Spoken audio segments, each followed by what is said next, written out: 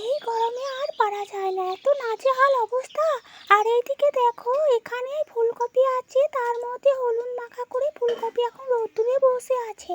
আর আজকে রান্না করতে চলেছি ফুলকপি দিয়ে আলু দিয়ে পাতলা ঝোল। হ্যাঁ হ্যাঁ হ্যাঁ, কারণ এখন তো গ্রীষ্মকাল, প্রচুর গরম, শরীর প্রচুর খারাপ হয়ে যাবে, তার জন্য স্বাস্থ্যকর খাবার খাওয়া দরকার। প্রথমে কড়াইয়ে কিছুটা তেল বেশি একটু দেওয়া আছে, তার মধ্যে দিয়ে দিয়েছি একটা মরিচ, তার মধ্যে কিছুটা জিরে, তারপরে দেখো একে একে ফুলকপিগুলো হলুদ দিয়ে মাখানো সেইগুলো এগুলা কিন্তু অ্যাড করে দেওয়া হলো। তারপরে এবার নাড়াচাড়া করতে শুরু করে দেওয়া হবে। আর এই নাড়াচাড়া কিন্তু থামবে না, অনেকক্ষণ ধরে নাড়াচাড়া করতে হবে, যাতে উগ্র ফুলকপির আর গন্ধ তো বের হবে না। তার আগে হলুদ মাখানো আছে, এটা তো শীতের ফুলকপি নয়, এটা হচ্ছে গ্রীষ্মকালের ফুলকপি। তার জন্য দেখো আমি কিন্তু একদম হলুদটা আগে থেকে মাখানো আছে। এবার কিন্তু লবণ দিয়ে দিলাম, লবণ দিয়ে দেওয়ার পর জাস্ট একটু নাড়াচাড়া করে নিলাম। নাড়াচাড়া করার পর আবার ঢাকনা দিয়ে দেবো।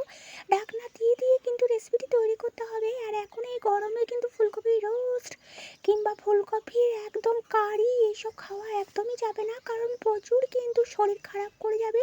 তার জন্য খুব হালকা পাতলা ফুলকপির ঝোল আজকে তৈরি করব, যা দিয়ে সুস্বাদু খেতেও লাগবে আর ভালোও কিন্তু শরীর থাকবে। তো চলো ফুলকপি ঢাকনা দিয়ে দিই। ফুলকপিটা অনেক দেখো হাজা হাজা হয়ে গেছে আর অনেকটাই কমে এসছে, এবার কিন্তু অনেকটাই সিদ্ধ এসছে।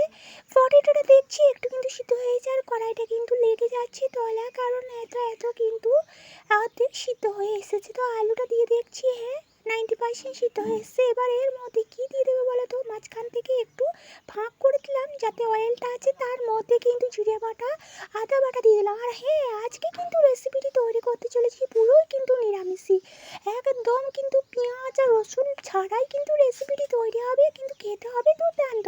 তোমরা একবার এইভাবে রেসিপিটি তৈরি করে দেখো, ভীষণই টেস্টি লাগবে, ভীষণই মজাদার হবে। আর সবাই তো শীতকালে ফুলকপি খায়, গ্রীষ্মকালে কেউ তো ফুলকপি খেতেই চায় না। আমরা কিন্তু গ্রীষ্মকালে আগে ফুলকপি পেতাম না, ইদানিং ধরে কিছুদিন ধরে ফুলকপিটা পেয়েছি। তারপর দেখো মাখা মাখা করা হয়ে গেছে। এবার কিছুটা ওয়েট করবো, ওয়েট করার পর কিছুটা কাঁচা মরিচ দিয়ে দিলাম যাতে ফ্লেভার ভালো আসবে। কাঁচা মরিচটা কিন্তু খাওয়া খুব ভালো, শরীরের জন্য ভীষণ ভালো। তো চলো এবার কিন্তু মাখা মাখা হয়ে গেছে। এবার এর মধ্যে আমি ঢেলে দিয়ে দেব পরিমাণ মতন কিন্তু মশলা ধোয়া বাটির চালটা।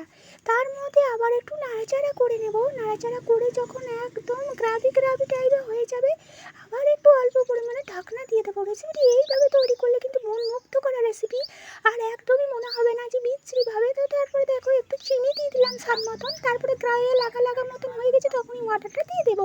ওয়াটার দিয়ে দেওয়ার পর কিন্তু নাড়াচাড়া করতে শুরু করে দিয়েছি। নাড়াচাড়া করে নেওয়ার পর জাস্ট এবারে একটু মতন ফুটলে কিন্তু রেডি হয়ে যাবে ফুলকপি আলু দিয়ে মরিচ দিয়ে পাতলা ঝোল। এটা খেলে শরীরের জন্য ভীষণ ভালো। আর ভিডিও যদি ভালো লাগে তাহলে লাইক